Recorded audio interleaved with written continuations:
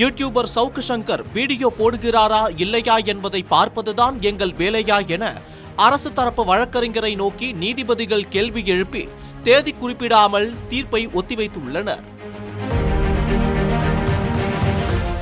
YouTuber Savukku Shankar தனது குழுவுடன் அன்றாட நடக்கும் அரசியல் நிகழ்வுகளை பற்றி விவாதிக்கும் நிகழ்ச்சியை தனது யூடியூப் மற்றும் சமூக வலைதளத்தில் பதிவிட்டு வருவார்.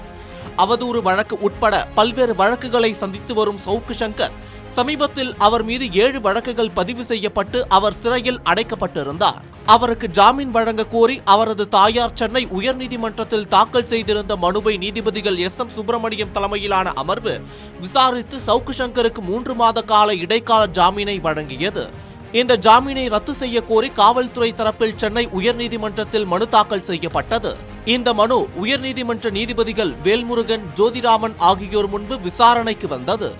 அப்போது மனுதாரர் சார்பாக மூத்த வக்கீல் ராகவாச்சாரியார் ஆஜராகி சவுக்கு சங்கர் சாட்சிகளை கலைக்கவில்லை, போலீசார் வேண்டும் என்றே வழக்கு பதிவு செய்துள்ளனர், அவரை தனிமை சிறையில் அடைத்து துன்புறுத்தியுள்ளனர், எனவே அவருக்கு ஜாமீன் வழங்கியதை ரத்து செய்யக்கூடாது என்று வாதிட்டார். காவல்துறை சார்பில் கூடுதல் அரசு வழக்கறிஞர் முனியப்பராஜ் ஆஜராகி சவுக்கு சங்கர் ஜாமீனை ரத்து செய்ய வேண்டும், அவருக்கு விதிக்கப்பட்ட ஜாமீன் நிபந்தனையை மீறியுள்ளார், மருத்துவ குழுவின் அறிக்கையை பார்த்தாலே தெரியும் என்றும் அவர் தீவிர சிகிச்சை பெற வேண்டிய நிலையில் இல்லை, தனிமை சிறையில் அவரை அடைத்து வைக்கவும் இல்லை, இது முழுவதும் தவறானது, அவர் சாட்சிகளை கலைக்க வாய்ப்புகள் உள்ளது என்றும் கூறினார்.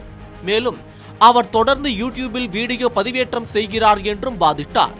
இதை கேட்ட நீதிபதிகள், எங்களுக்கு வேறு வேலை இல்லையா, யூடியூப் பார்ப்பதுதான் வேலையா, இருக்கிற வேலை பார்க்கவே நேரம் சரியாக உள்ளது, யூடியூப் பார்க்க நேரம் இல்லை, எங்களுக்கு அந்த வேலையும் இல்லை, மனுதாரர் தினமும் யூடியூப் வீடியோ போடுகிறாரா என்றா நாங்கள் பார்க்க முடியும் என்று கருத்து தெரிவித்து வழக்கின் தீர்ப்பை தேதி குறிப்பிடாமல் ஒத்திவைத்தனர்.